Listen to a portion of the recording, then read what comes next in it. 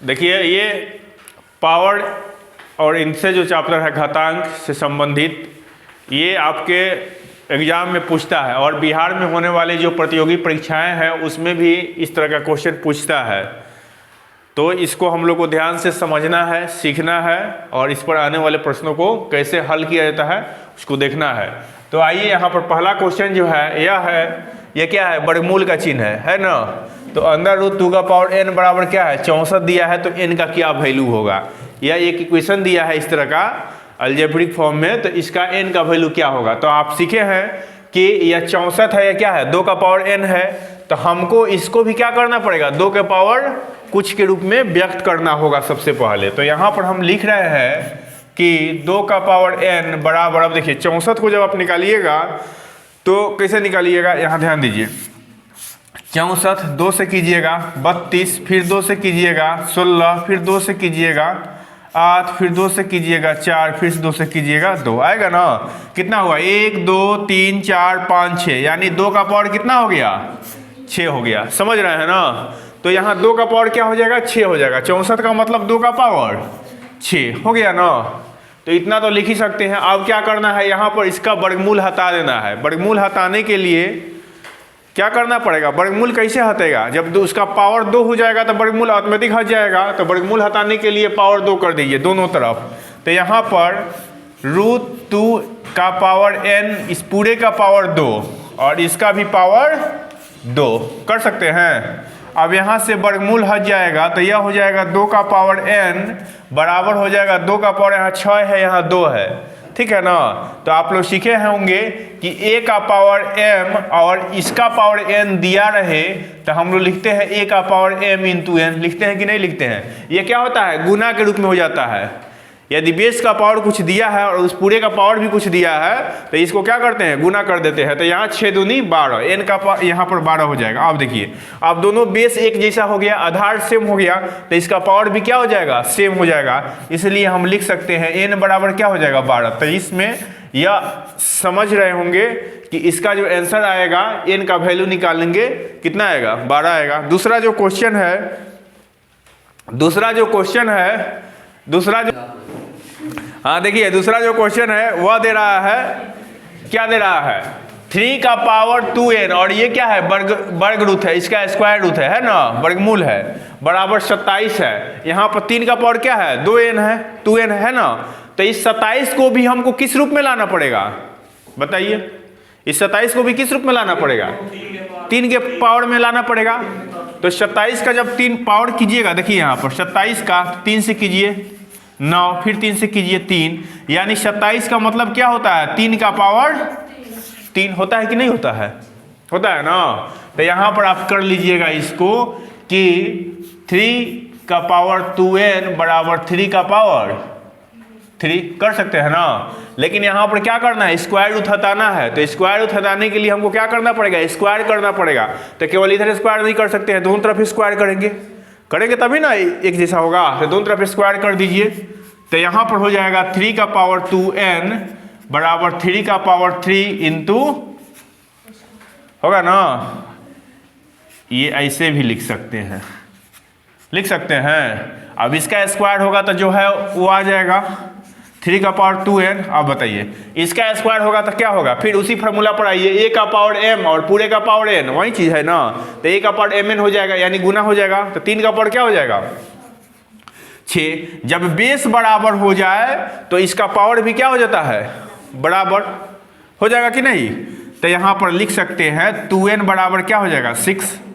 तो n बराबर क्या हो जाएगा, 6/2। तो यहाँ पर n बराबर क्या हो जाएगा, यहाँ 2 है तो ये क्या हो जाएगा 3, n बराबर क्या हो जाएगा 3, n का क्या मान आ गया, 3 आ गया ना।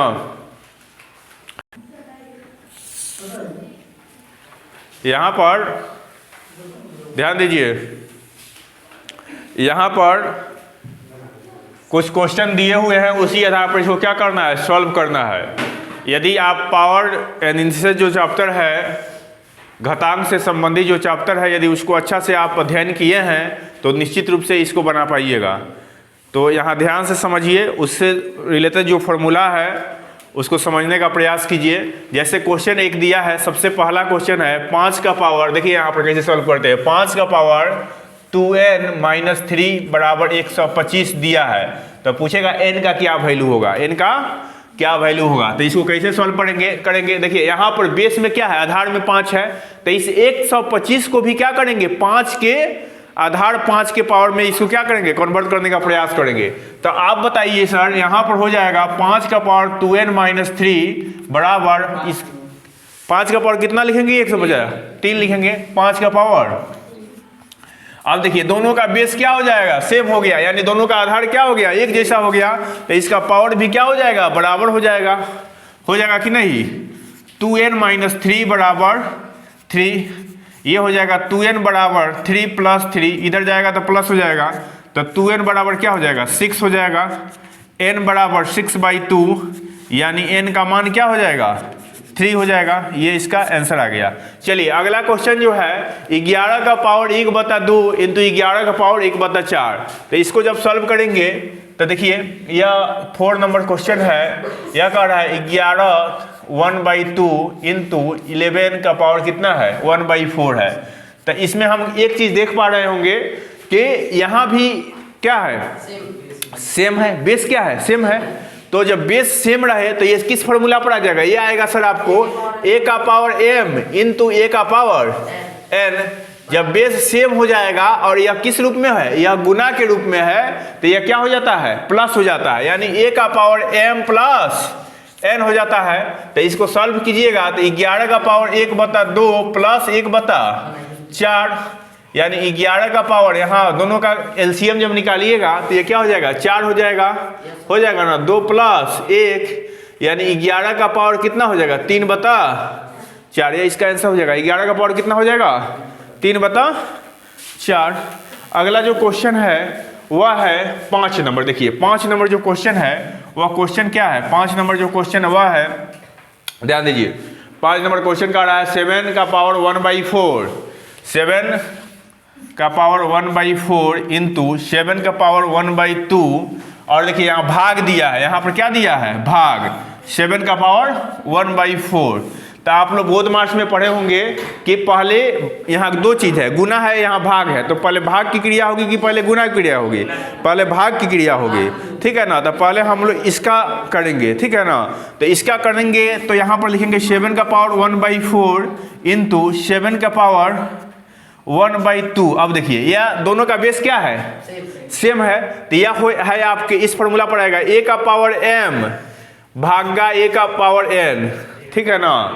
तो क्या हो जाता है, माइनस हो जाता है, a का पावर m माइनस n, तो यहाँ पर लिख सकते हैं 1/2 माइनस 1/4। जब इसको सॉल्व कीजिएगा तो यह हो जाएगा 7 का पावर 1/4 इंटू 7 का पावर बेस का, इसका निकालिएगा, आधार का एलसीएम निकालिएगा, इसका क्या हो जाएगा, 2 और 4 का 4 हो जाएगा, यहाँ पर 2 माइनस 1 होगा ना। तो ये हो जाएगा, देखिए ये हो जाएगा 7 का पावर 1/4 इंटू 7 का पावर 1/4। अब देखिए अब फिर बेस समान है, अब गुना की क्रिया होगी, तो यहाँ पर a का पावर m इंटू a का पावर n पर हो जाएगा, a का पावर m प्लस n में आ जाएगा ना। तो 7 का पावर 1/4 प्लस 1/4, दोनों का निकाल लीजिए एलसीएम, 4 हो जाएगा, 1 + 1 यानी 7 का पावर 2/4, ये कैंसिल हो जाएगा 1/2, मतलब 7 का पावर 1/2, 7 का पावर 1/2 इसका आंसर हो जाएगा। चलिए अगला जो क्वेश्चन है 6 नंबर, देखिए बहुत आसान क्वेश्चन, ऐसा नहीं है कि भारी है, लेकिन समझने का प्रयास करेंगे तभी बना पाएंगे, ठीक है ना। ये सब बहुत सिंपल क्वेश्चन है, कंसेप्चुअल क्वेश्चन है, ठीक है ना। तो इसमें ऐसा नहीं है कि नहीं बनेगा, भारी है, आसान क्वेश्चन है, लेकिन बशर्ते यह चीज़ याद होना चाहिए कि यह किस फॉर्मूला पर कार्य करेगा, ठीक है ना, जो हम लोग घातांक चैप्टर में ऑलरेडी पढ़ चुके हैं। चलिए यहाँ पर जो है आप ये बताइए, चलिए ये तो आसानी से बता सकते हैं कि नहीं। अब बताइए यहाँ पर हम लिख रहे हैं सर कि 5 का पावर, छठा का पहला क्वेश्चन लिख रहे हैं, 5 का पावर 2 इंटू 5 का पावर 5 का नहीं 4 का पावर 2। अब देखिए यहाँ पर क्या है, दोनों का आधार अलग अलग है लेकिन पावर क्या है, सेम है, पावर सेम है, आधार अलग अलग है। तो क्या करेंगे, हाँ देखिए ये आएगा आपको इस आधार पर आएगा, ये है a का पावर m इंटू b का पावर m, है ना।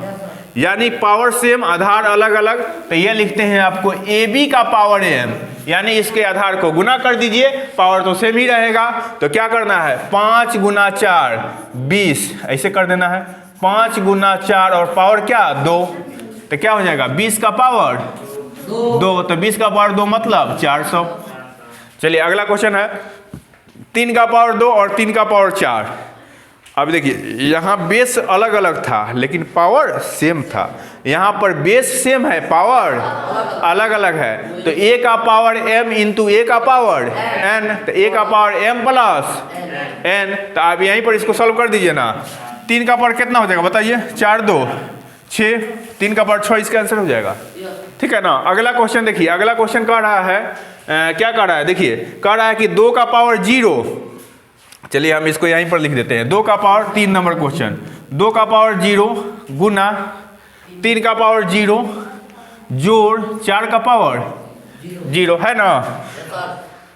तो ये 7th क्लास में आप लोग पढ़े होंगे कि यदि किसी भी संख्या अंक का पावर 0 रहता है तो उसका वैल्यू क्या हो जाता है 1 हो जाता है, 1 हो जाता है, ठीक है ना। तो यहाँ पर ये क्या करना है, ये गुना के रूप में है तो पहले गुना वाला क्रिया होगा यहाँ पर, तो ये हो जाएगा 1 गुना 1 और यहाँ पर प्लस क्या हो जाएगा 1, तो ये हो जाएगा 1 गुना 1 क्या 1 हो गया, अब प्लस 1 यानी 2, इसका आंसर क्या हो जाएगा 2 आ जाएगा, समझ रहे हैं, इसका आंसर क्या हो जाएगा 2 हो जाएगा। चलिए इसको बना लीजिए।